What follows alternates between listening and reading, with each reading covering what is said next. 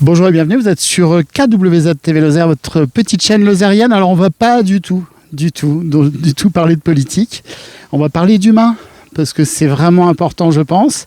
Ça va être toute une série comme ça d'émissions qu'on va faire avec des personnes comme vous, comme ça, qui prétendaient à l'élection ici aux législatives dans notre magnifique département de la Lozère. Pour tout le monde, ça va être une histoire d'hommes ou de femmes. Ça va être un principe d'une émission qui est tout simple, pas de triche. On va enregistrer entre 20 et 30 minutes, je pense, d'émission. C'est un plan séquence, c'est-à-dire qu'on ne va pas couper l'émission, elle va être diffusée telle qu'elle. Comme ça, c'est vraiment le vrai ressenti qu'on puisse avoir, donc pas de montage, pas de trucage. Allez, ces émissions donc vont être diffusées toutes le même jour, la même date, la même heure pour tous les candidats qui auront bien voulu répondre. Bonjour, vous êtes Pierre Morel-Alussier.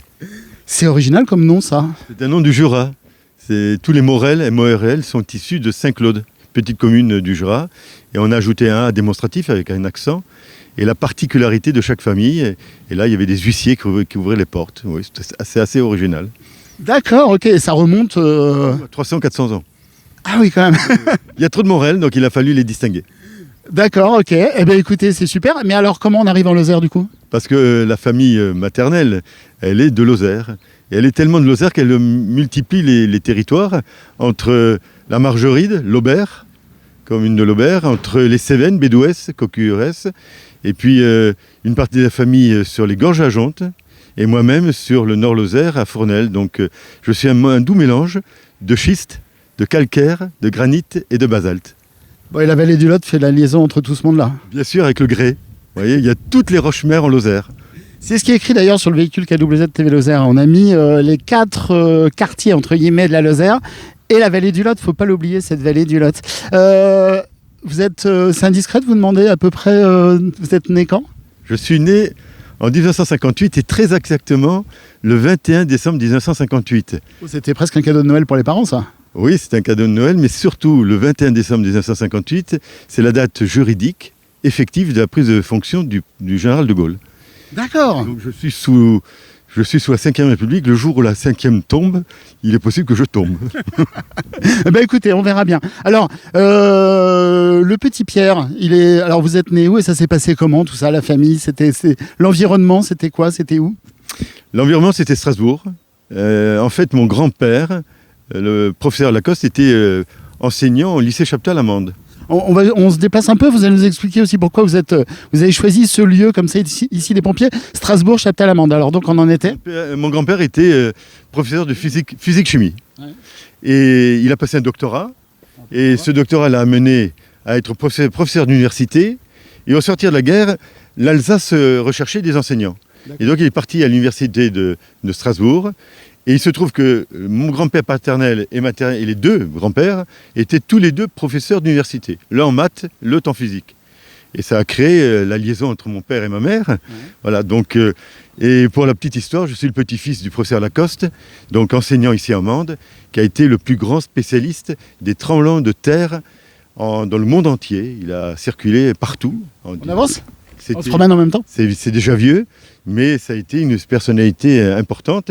Et le hasard fait qu'il avait étudié une fracture du territoire du côté de Fournel. D'accord. Et je suis devenu, 30 ans plus tard, ou 40 ans plus tard, conseiller général du canton de Fournel.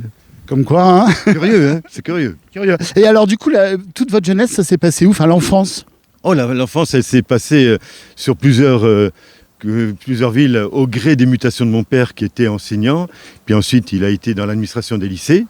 Et puis l'obsession de mes parents, c'était de rejoindre la Lozère. Et donc, ça a été en 1955 l'achat d'une maison dans les Gorges à Jonte, à côté de Saint-Pierre-des-Tripiers. D'accord, magnifique Gorges de la Jonte. D'ailleurs, on les oublie souvent d'ailleurs quand on parle de la Lozère, on parle du Tarn. Sérieuse. Ah, pourquoi alors ? Parce qu'elles sont beaucoup plus étroites que celles que les Gorges du Tarn, plus difficiles à visiter. Et puis vous savez que la Jonte a une particularité, c'est que c'est une rivière qui creuse et qui disparaît de Méruès jusqu'au 12 et qui ressort par 12 bouches au 12. Et donc c'est rare une rivière qui disparaît l'été et qui réapparaît l'hiver. Comme quoi, hein. il y a des mystères, il y a beaucoup de légendes ici dans ce Gévaudan. C'est pour ça que d'ailleurs j'ai fait un bouquin. Justement, un livre. Ça, c'est le bouquin sur Lozère des sources. Il y a eu aussi Lozère des pierres avec Jean-François Salle. Donc, j'ai essayé d'expliquer le maillage de l'eau en Lozère. Et pourquoi cette envie de faire un livre? Pour expliquer le maillage, oui, mais... D'abord, le plaisir de faire des photos. J'adore les photos. C'est vous qui êtes à l'origine des photos? Avec Jean-François Salle, qui est bien connu en Lozère, qui a fait plusieurs bouquins. Et l'idée, c'était de montrer la diversité du réseau hydraulique, si on veut dire, de ce département. Nous sommes un pays des sources, 1000 sources. Et la petite histoire fait dire que la Lozère reçoit de l'eau du ciel et en redistribue à tout le monde. Sur Terre. Sur Terre. Et aucun autre département ne donne de l'eau à la Lozère. Alors c'est une légende. Il y a un tout petit ruisseau du côté de Langogne qui donne un peu d'eau à la Lozère. C'est magnifique ça comme histoire. Alors du coup, combien de livres au total? Oh là là, on l'avait sorti à 5000 ou 10 000 exemplaires. Ça avait été quelque chose de fabuleux. Tout comme la Lozère des pierres. Et vous savez que la Lozère des pierres, ça avait été un itinéraire sur toutes les pierres, toutes les roches mères de la Lozère. Et j'ai l'habitude de dire que la Lozère est une alchimie entre l'eau et la roche. C'est très bien dit, c'est tout mignon. Alors, et du coup, l'enfance, c'était quoi? Plutôt le jeune petit Pierre turbulent, plutôt sage dans son coin, à fabriquer des... Non, c'était un enfant très proche de son père, tout le temps dans les basques de mon père, et qui a passé sa jeunesse à construire des murs en pierre sèche et avec des fois un peu de béton parce qu'on avait du mal à faire les choses. Et donc dans les Gorges à Jonte, ça a été toute ma jeunesse a été sur Cassagne, sur le Truel, sur Saint-Pierre-des-Tripiers. J'ai passé mes examens de droit sur le Cosméjean. Et comme je récitais fort, il fallait que je quitte la maison pour apprendre mes cours. D'accord, alors là du coup vous avez un peu fait une grande ellipse. Il y a eu des passages un peu sportifs dans la jeunesse, des choses comme ça, peut-être des balades, des voyages, des... Non, c'était le vélo et pas mal de motos. J'aimais beaucoup la moto. Quel genre de moto par exemple? C'était plutôt de l'enduro. Ah, quand même. Ah oui, il y a le trèfle lozérien presque. Oui, enfin bon, pas à ce niveau-là, mais j'aimais beaucoup la moto. J'avais des copains qui en avaient et j'ai beaucoup fait de déplacements en moto. Voilà, petite moto, 125. Pour le plaisir ici, puis en plus c'est vraiment adapté à ce magnifique département. L'importance de la terre, des racines justement, parce que là, l'eau, la source, tout. Oui, enfin, quand vous avez vos grands-parents en Lozère, évidemment, c'est le retour permanent, c'est le contact avec une grand-mère qui était toujours attentive aux enfants. Bon, je suis issu d'une famille de 4 enfants. Puis voilà, c'était aussi le plaisir de la Lozère, c'était la liberté. À l'époque... peut-être encore un peu ça, non, en Lozère? Oui, oui. Dans les Gorges à Jonte, il y avait du vin à l'époque. On faisait de la vigne et de la patate. Donc j'allais avec un petit tonneau chercher 5 litres de vin et je me souviens que ce vin moussait. Et moi j'aimais la mousse du vin. Voilà, c'était mon plaisir. Et puis j'aimais aussi la pêche, et notamment la truite dans les Gorges à Jonte. À l'époque où il y en avait encore beaucoup. Oui, ouais, on pêchait et puis on faisait des fois des petites bêtises avec la main aussi. C'est-à-dire? C'était comme les gamins. C'est normal, la main dans le pot de confiture. Mais... Voilà, on attrapait des truites des fois de manière pas totalement régulière. Bon, on était jeunes, hein, 12, 13, 14 ans, voilà. Des souvenirs, des senteurs, comme ça, des émotions, la tarte qui sort du four, ou je sais pas. Non, l'émotion la plus importante pour moi, et qui existe toujours, c'est l'odeur du Cosméjean après une pluie. Ah. C'est l'odeur de la terre mouillée, et c'est très particulier. Il y a du buis, voilà, c'est une odeur... que je pourrais reconnaître partout dans le monde. Voilà, c'est unique. Le Cosméjean, en plus, particularité, c'est que l'eau ne reste pas, elle part tout de suite dans les grottes, quoi. Oui, c'est un gruyère. D'ailleurs, vous avez la Vénarmand, vous avez la grotte de Dergilan. Il y a d'autres grottes qui existent, qui sont moins connues, mais c'est un véritable gruyère. Et l'eau est souterraine. Et quand on voit ce que la magie de la nature, les stalactites et les stalagmites, c'est magnifique. C'est des forêts. C'est superbe. Et en plus, les hommes ont fait des choses incroyables. Hein. Ils ont ramené l'eau du Cosméjean pour alimenter les humains. L'eau vient du Mont Égual, si je ne me trompe pas. Oui, pour partie, oui. Du côté de Hurle-la-Parade, dans ces coins-là. Oui. Ça vient même du côté de Veillereau, de Cosnoir. C'est des adductions d'eau qui viennent de l'Égual. Et vous savez, c'est un réseau très curieux. À une période, on avait coloré l'eau. Et on s'est aperçu qu'en mettant, je crois, un colorant dans la Vénarmand, on le retrouvait dans la Jonte. C'est dire. Et même ici à Mende, hein, parce que là, du coup, on est à Mende, sur les hauteurs de Mende. Il y a des sources où je sais qu'ils ont mis pas mal de temps pour retrouver d'où viennent les sources. Voilà. Vous avez choisi ici d'être à côté de la caserne des pompiers. Pour quelle raison ? Je me suis passionné depuis mon jeune âge sur les pompiers. Alors il y avait les petits camions, il y avait les Lego même on pouvait faire des petits centres de secours à l'époque. On s'amusait comme gamin à 7, 8, 9 ans. Et puis dans ma vie personnelle, j'ai rencontré des hommes et des femmes qui avaient cette passion. Et j'ai essayé de comprendre le vocabulaire des pompiers, leurs difficultés. Et puis en ce moment, difficulté, il y en a d'ailleurs. Hein. Ils cherchent vraiment des bénévoles ici, les pompiers, parce qu'autrement, sans avoir... Sur l'ensemble du territoire français, vous savez que la sécurité civile, c'est 250 000 pompiers. Vous enlevez les 50 000 professionnels, qui sont notamment à Paris, Marseille, et vous avez ensuite 200 000, en principe, en gros, 200 000 hommes et femmes qui participent de ce miracle social. En réalité, on en avait près de 210 000 il y a une dizaine d'années, on est à 196 000. Et on en perd régulièrement, tant dans leur quantité que de la durée d'engagement. Et donc, je me suis vraiment spécialisé, et c'est un clin d'œil aussi à ces hommes et ces femmes qui font la sécurité des biens et des personnes tous les jours, 24 heures sur 24, nuit et jour. Alors, sans parler politique forcément, même on va éviter, engagement, vous avez dit, c'est un mot fort, ça. Pour faire ce que je fais, vous savez à peu près ce que je fais depuis des années, il faut aimer l'humain. Et l'humain, c'est parler à un papy, une mamie, dans une maison de retraite. S'arrêter pour échanger avec une personne qui travaille. C'est s'arrêter au bord de la route et rencontrer un agriculteur, rencontrer quelqu'un qui vit dans ce département et qui vous dit peut-être quelque chose que vous ne savez pas. C'est scruter les entrailles de ce département.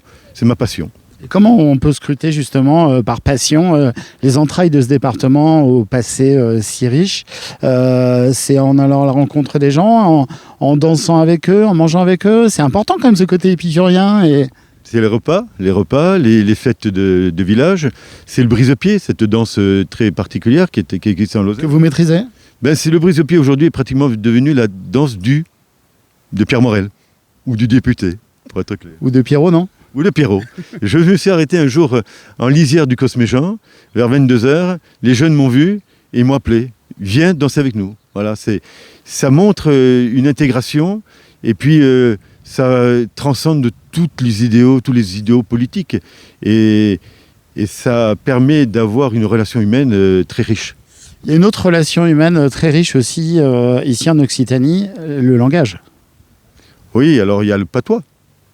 Il y a le patois ou cette langue, parce que certains considèrent que c'est une langue également pratiquement vivante, puisqu'elle est encore très, très développée. Elle n'est pas tout à fait la même dans le sud, pas tout à fait dans le nord. Même d'un village à l'autre, hein, honnêtement. C'est vrai. Et puis, il ne faut pas oublier ici que l'on a un mélange entre catholicisme et protestantisme. Et il faut respecter ça. C'est aussi une richesse humaine à respecter entre une église et un temple. Les choses ne sont pas les mêmes, mais c'est la diversité humaine et sociologique. La grande richesse de la Lozère, je pense, et on en parlait justement, le côté nord-Lozère avec l'Aubrac, la Margeride, et puis bien sûr plutôt sud-vallée du Lot, avec tout ce qui est Gorge du Tarn, les Causses et les Cévennes bien sûr. Et si on arrive à lier tout ça, vous de votre côté, vous êtes partout, hein, vous aviez dit tout à l'heure. J'aime bien parce qu'en fait, j'ai la particularité d'être tout seul député de ce département. Il y a un autre département qui est la Creuse. Il faut être partout, répondre à toutes les sollicitations, expliquer parfois qu'on fait 8-9 repas dans la journée, un dimanche notamment, et en fait il m'est arrivé plusieurs fois d'être dans 8 repas et de ne pas manger. C'est-à-dire, j'arrive, je dis un petit mot, et puis je repars. Et il m'est arrivé un jour à Riven, à 17h, j'ai dit à un président d'association, faites-moi manger. J'ai faim.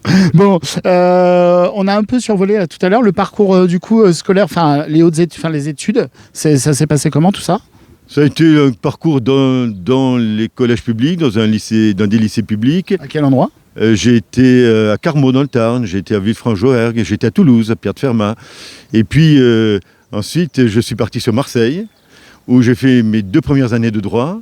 Puis Aix-en-Provence, J'ai poursuivi, à l'époque c'était la licence, et ensuite Montpellier où j'ai fait une maîtrise et puis un DEA de droit public et de sciences politiques, ça ne s'invente pas.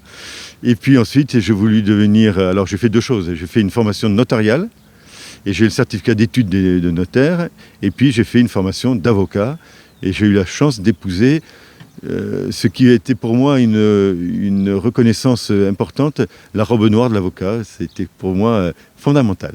Ça, c'était une orientation que vous avez déterminée très jeune, cette orientation comme ça, ou vous aviez d'autres ambitions plus jeunes, on va dire, tout petit?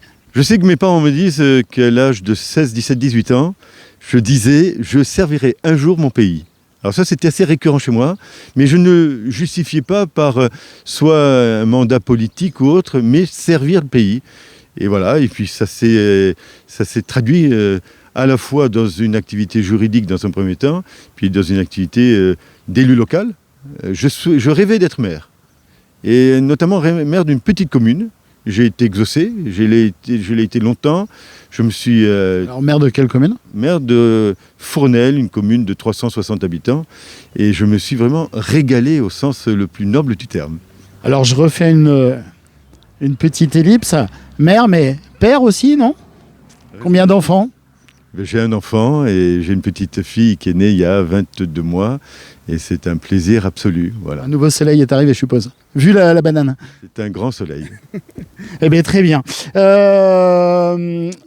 Votre caractère, vous le définiriez comment? Vous êtes plutôt... Alors j'ai deux facettes. Je suis un affectif timide qui se cache. Et souvent un affectif timide est un peu rugueux parfois dans certaines relations, mais pour compenser cette timidité. Et je n'ai pas peur de dire que je peux avoir des émotions, des larmes. Voilà, c'est la réalité de Pierre Borel. Non, mais humain, écoutez, c'est parfait. Vous avez une saison préférée, là, en ce moment? Il commence à faire beau, il commence à faire chaud. La Lozère, quand même, on a des hivers qui durent presque 6 mois, on va dire, ici. Vous avez un moment préféré ou un peu toutes les saisons ici en Lozère? Je crois que c'est un peu toutes les saisons. D'abord la neige sur l'Aubrac, qui est quand même assez magique, avec des hauteurs de neige qui sont assez colossales. Le printemps avec des jonquilles, des narcisses, les arbres, je suis un amoureux des arbres, j'en ai planté 120 chez moi, dans ma résidence à Fournel. Oui, des fixes va vous adorer alors. Oui, des fixes va vous adorer. Oui, j'adore ça. Je suis un peu l'homme qui parle aux arbres. Je les caresse pas, mais je les taille, et puis j'essaye d'enlever les rameaux qui vont pas, et c'est mon plaisir. Et puis après, il y a l'été qui est très agréable. L'été, pour la longueur des journées, après 18h, 19h, 20h, des moments très agréables. Voilà. Je me régale dans ce département, mais dans toutes les saisons, et même l'automne, parce que l'automne, c'est d'autres couleurs, c'est du jaune, du rouge, c'est beau. Ah ben et puis même du vert aussi, quand même beaucoup sur la Lozère. Bien sûr. Mais enfin, en plein été, sur le Causse, on a du jaune. Absolument, tout à fait. Le vert reste pas très longtemps. Alors là, il y a des véhicules autour de nous, mais c'est pas grave, c'est pas gênant. Tout à l'heure, j'ai fait un petit clin d'œil à Idéfix, des animaux peut-être, proches des animaux aussi, des animaux familiers. Quand on est en Lozère aussi, il y a les animaux, bien sûr, chez les agriculteurs, les éleveurs. Si j'avais une vie plus équilibrée, ce qui n'est pas le cas, hein, parce que quand vous circulez sur des milliers de kilomètres en Lozère et vous faites le déplacement sur Paris toutes les semaines, j'aurais souhaité avoir un chien. J'adore les chiens, j'adore les bulldogs, j'adore les boxers et bien d'autres races, mais voilà, j'aimerais bien avoir un jour un petit 4x4 et mon chien. Voilà. Eh bien écoutez, pourquoi pas, hein. Et on parlait tout à l'heure de moments comme ça privilégiés, vous êtes au contact comme ça ici avec les Lozériens. Il y a des événements qui vous tiennent plus à cœur ici en Lozère? Les événements, je ne sais pas, c'est souvent... des rencontres, des foires... Des rencontres avec des personnes âgées, avec des personnes, des hommes ou des femmes, avec j'aime bien la photo, et donc l'expression humaine d'une personne âgée, des rides. Vous savez, il y avait un berger sur le Cosméjean très connu, dans la famille Vergely. J'ai passé du temps avec lui, qui n'est peut-être pas un temps politique, ni électoral, c'était un temps d'échange sur la réalité d'un territoire, sur la diversité de ce que lui vivait. La transmission aussi. Hein. Le contact avec la nature, les oiseaux, le bruit de la forêt, parce qu'une forêt a des bruits. Et vous apprenez au contact d'un certain nombre de personnes très, très intégrées dans un territoire, la richesse de la vie des autres.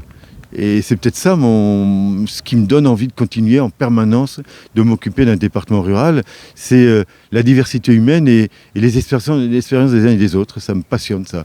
Et peut-être aussi ma spécialisation dans tout ce qui est maladie de la dépendance, Alzheimer et troubles à peu près associés, c'est comment de la vie on passe à la mort. C'est un sujet compliqué et qui me passionne. Et comment on accompagne ce passage. J'ai eu l'occasion dans ma vie de tenir la main d'une personne âgée qui me parlait et qui est décédée alors que je lui tenais la main en l'espace de 1 seconde. C'est très impactant pour un être humain. On passe de la vie à la mort en l'espace d'1 seconde. C'est difficile à comprendre. C'est peut-être ça aussi justement ce que je soufflais il y a quelques instants, cette transmission aussi, parce que j'imagine qu'elle vous a apporté beaucoup, cette personne, quelque part. J'ai été rentré spontanément dans sa chambre, dans la maison de retraite que je préside. Elle m'a parlé pendant bien 10 minutes. Et puis tout d'un coup, un râle. Et j'appelle tout le personnel et on me dit « mais elle est morte ». Je n'ai pas compris. J'ai été sur le moment excessivement perturbé. Mais ça m'a donné une conviction qu'il faut accompagner jusqu'au bout des personnes qui sont en difficulté. Et c'est pour ça que j'ai fait ce choix des maladies rares et de l'Alzheimer et de toute la dépendance. Et pas forcément qu'en difficulté non plus. Hein. Il y a toutes les personnes comme ça fait partie de l'accompagnement de fin de vie qui est très importante. Et justement, il faut stimuler ces personnes, il faut s'en occuper parce que c'est quand même... moi, j'ai une grande affection pour les personnes âgées. En Lozère, on a choisi d'aider l'handicap. Et il y a des handicaps. Moi, quand j'ai commencé aux côtés de Jacques Blanc, un jeune étudiant en médecine de 26 ans qui avait son doctorat et retrouvé quelques jours plus tard complètement, il n'était plus en capacité de vivre normalement. Il a été donc dans un centre et depuis 1986, ce jeune homme qui est maintenant moins jeune est dans un centre dédié à l'handicap. C'est quelque chose qui est impactant. Et la richesse de ce département, c'est que cette personne qui est dans une situation très difficile, dans son handicap, continue à vivre grâce à nos institutions. Ça aussi, c'est peut-être aussi la noblesse de notre société, de notre pays et peut-être de la Lozère. Est-ce que vous pensez que justement il y a cette force plus ici en Lozère qu'ailleurs ? Je crois que quand on regarde l'abbé Vialet, l'abbé Oziol, le docteur Jacques Blanc, un certain nombre de psychiatres, des collectifs médicaux, des accompagnants, je crois que on est là, et les pompiers, on est quand même dans un département qui a fait de l'accueil sanitaire et social et de l'accompagnement des personnes en situation de handicap et en dépendance. Vraiment, on est aujourd'hui certainement le département le plus avéré et qui est aujourd'hui... Vous avez un journal, l'Express, qui il y a 15 ans nous avait placé en premier département en termes d'accueil des seniors. C'était une belle image. Conservons-la. Alors il y a tout l'aspect, bien sûr... accompagnement des seniors, toutes les traditions, mais la Lozère aussi, je pense, quel est votre point de vue sur le côté du modernisme, de l'avenir justement de la Lozère, vous le voyez comment tout ça ? Vous savez, j'ai l'habitude de dire que le socle fondamental de la Lozère, c'est l'agriculture. 15% de la population active est dans le milieu agricole. De là, ça génère aussi toute une activité parce que l'agriculteur fait vivre l'économie aussi, et des artisans, des commerçants, la vie. On a choisi l'handicap, et l'handicap est une grosse activité également dans ces départements. Mais aujourd'hui, les nouvelles technologies, et je suis l'auteur d'un rapport sur le télétravail, les nouvelles technologies et le télétravail vont bouleverser nos territoires. Y compris la Lozère. Y compris la Lozère, et je peux vous annoncer en primeur que je m'oriente aujourd'hui sur un centre de formation dédié à l'intelligence artificielle. C'est-à-dire cet agglomérat de toutes les datas, de toutes les données qui existent dans le monde entier. Et à travers c'est un nouveau métier, hein. Il y a des ingénieurs spécialisés, donc il faut mettre des centres de formation. On en créera un en Lozère. Ces ingénieurs vont, dans des systèmes informatiques très développés, dépasser le cerveau humain. Et à travers cette machinerie informatique, on va pouvoir faire de la recherche scientifique, faire de la recherche sur la gendarmerie, sur des cyberattaques, tout ce qu'un seul homme, ou même plusieurs hommes ou êtres humains ne peuvent faire. Même dans la facilitation de la vie au quotidien, pour nous. La recherche agronomique, peut-être trouver des solutions pour que la qualité de l'eau, puisque c'est le problème du XXIe siècle, même en Lozère, moins d'eau, moins de qualité d'eau, il faut faire attention. Donc tout ça va peut-être nous transformer profondément la vie quotidienne des êtres humains. Attention, on est dans un monde où on est aujourd'hui peut-être à 7, 8, 9 milliards sur la Terre. Il va falloir prendre en considération cette évolution. Alors que la Lozère, tout le département, tous ses habitants tiennent dans le Stade de France, c'est ce qui se dit. Oui, 77 000 habitants. Mais on n'en gagne pas, mais on n'en perd pas trop, on se maintient. Il y a encore des efforts à faire, malgré l'action publique qui est menée, qui est plutôt assez conséquente dans ce département. Il y a peut-être aussi un retour à la nature, il y a peut-être à expliquer ce qu'est la ruralité pour certains. Voilà, c'est des combats de longue haleine, mais qui méritent d'être portés. Très bien, on arrive bientôt au bout. On est quelle heure? Déjà 26 minutes d'échange. Évidemment, j'aurais envie d'explorer comme ça des sujets qui ont été abordés, parce que là, c'est vraiment que survolé. Les événements Lozère, on a vu. Votre expression favorite, vous, ça serait quoi? Bon, il y en a plusieurs. Je dis souvent je cite souvent un proverbe qui dit « Sur un chemin, certes le jeune va plus vite, mais le vieux connaît le chemin ». Or, c'est toute une... Derrière ça, je marque la liaison entre jeunes et plus anciens. Vous savez que dans ma vie, j'ai accompagné le docteur Jacques Blanc, personnalité fulgurante de ce département, qui a été pendant 50 ans un élu important. L'alchimie entre deux êtres humains, et notamment entre deux hommes qui se respectent et qui s'aiment beaucoup, permet de faire avancer les choses. Et voilà, cette phrase est pour moi assez fondamentale. Vos grands coups de cœur, ce serait quoi? En Lozère, je parle. C'est difficile à vous dire. Moi, c'est de pouvoir continuer ce que je fais et de pouvoir surtout, chaque midi et parfois chaque soir, ne pas manger seul, mais pas manger avec du monde. J'aime le contact humain et j'aime les grands repas. Beaucoup de repas et échanger avec les gens, manger tout ce qui existe en Lozère. Voilà, une bonne côte de bœuf ou de l'agneau, mais qu'il y ait du monde à table. Ça, c'est obsessionnel pour moi. Pierre-Morel L'Huissier, merci beaucoup pour cet échange qui a duré un peu moins de 30 minutes. Merci beaucoup. Merci à vous.